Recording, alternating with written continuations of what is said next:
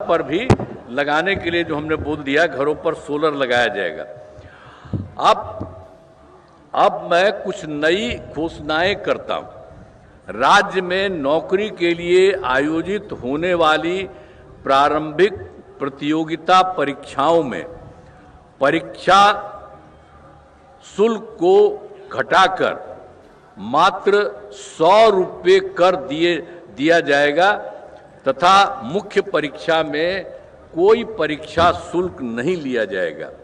और दूसरी बात और किया जा रहा है, बिहार में नए उद्योग लगाने के लिए विशेष सहायता दी जाएगी और इसके अंतर्गत कैपिटल सब्सिडी, ब्याज सब्सिडी तथा जीएसडी के लिए दिए जाने वाले प्रोत्साहन राशि को दोगुना किया जाएगा।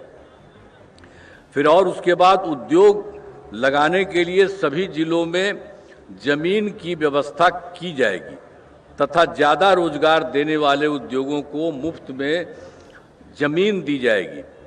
और उसके बाद उद्योग लगाने हेतु आवंटित भूमि से संबंधित विवादों को समाप्त किया जाएगा। और उसके बाद यह सुविधा अगले 4 महीने में उद्योग लगाने वालों को दी जाएगी। और उसका तीसरे नंबर पर भी काम राज्य के 7 जिलों क्रमशः किशनगंज, कटिहार, रोहतास, शिवहर, लखीसराय, शेखपुरा, अरवल में नए मेडिकल कॉलेज अस्पताल, पहले तो हम बता रहे थे कि 7 के लिए भी हम लोग बचा हुआ उसके लिए करेंगे, तो उसके बारे में फिर बता दे रहे हैं आपको कि 7 जिलों में किशनगंज, कटिहार, रोहतास, शिवहर, लखीसराय, शेखपुरा और अरवल में नए मेडिकल कॉलेज में अस्पताल खोले जाएंगे। और फिर चौथा है, बिहार से बाहर रहने वाले लोगों को दिवाली, छठ, होली के मौक़ों पर दिल्ली, गुरुग्राम, चंडीगढ़ आदि शहरों से अपने घर आने के लिए राज्य सरकार द्वारा बड़ी संख्या में बसें चलाई जाएंगी ताकि उन्हें कोई असुविधा न हो। साथ में पर्याप्त संख्या में विशेष ट्रेन चलाने के लिए केंद्र सरकार से अनुरोध किया जाएगा। अब इसके बाद एक और है कि जानते ही हैं 2005 में, वर्ष 2005 में बिहार का बजट लगातार बढ़ रहा है और 2005-06 में नई सरकार बनने के बाद राज्य का बजट क्या था उस समय? वो तो हम लोगों का उन्हीं की सरकार थी, दूसरी थी जब हम लोग आए थे, तो उस समय तो था मात्र 28,000 था करोड़ रुपया था। लेकिन उसके बाद 6 में फिर हम लोगों का सब कुछ 6 में चला, तो 6-7 में बढ़ा करके 37,000 करोड़ रुपए किया गया। तो शुरू हम लोगों ने किया और हर साल लगातार बढ़ाते गए और अब इतना बढ़ गया है कि इस बार 3,16,000 करोड़ रुपए से अधिक हो गया। हर जगह से लोगों को फायदा। और बिहार के विकास के लिए हम आदरणीय प्रधानमंत्री श्री नरेंद्र मोदी जी के नेतृत्व वाली केंद्र सरकार का पूरा सहयोग मिल रहा है। और इस सरकार ने, केंद्र ने कितना अच्छा काम किया है बिहार के लिए। तो ये सरकार जो बनी इस बार, और उसके बाद तुरंत ही जुलाई में 2024 के बजट में बिहार को विशेष आर्थिक सहायता के रूप में सड़क, उद्योग, स्वास्थ्य, पर्यटन, बाढ़ नियंत्रण के लिए बड़ी राशि देने की घोषणा की गई।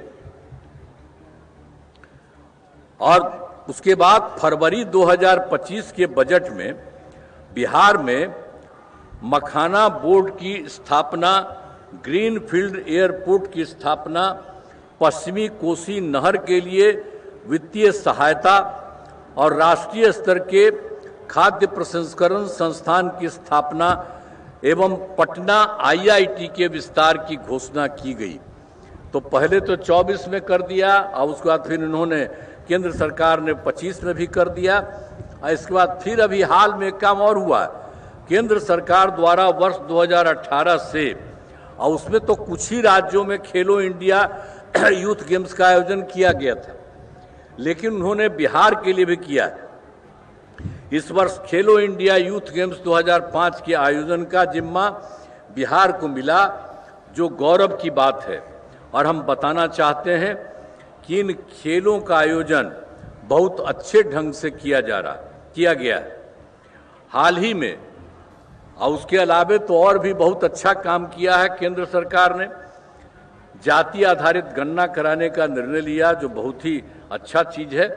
तो इन सब के लिए हम आदरणीय प्रधानमंत्री श्री नरेंद्र मोदी जी का आभार व्यक्त करते हैं और उनको मैं धन्यवाद देता हूं कि उन्होंने भी सबके लिए बहुत अच्छा काम किया। और उसके बाद अंत में यही है कि सरकार की कामना है कि समाज में सद्भाव एवं भाईचारा का माहौल कायम रहे। सभी चुनौतियों के बावजूद हमारा राज्य प्रगति के पथ पर अग्रसर है। हमारा अतीत गौरवशाली है और विरासत समृद्ध है।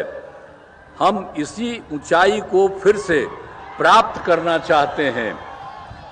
आइए स्वतंत्र दिवस के शुभ अवसर पर हम सब यह संकल्प लें कि बिहार को एक खुशहाल राज्य के रूप में विकसित करने के लिए अपना सहयोग प्रदान करें। इस अवसर पर एक बार पुनः सभी बिहार वासियों को मैं शुभकामनाएं देता हूं। जय हिंद, जय हिंद, जय हिंद। बहुत बहुत धन्यवाद। धन्यवाद सर। आज के समारोह के मुख्य अतिथि माननीय मुख्यमंत्री बिहार का जनता को संबोधन समाप्त।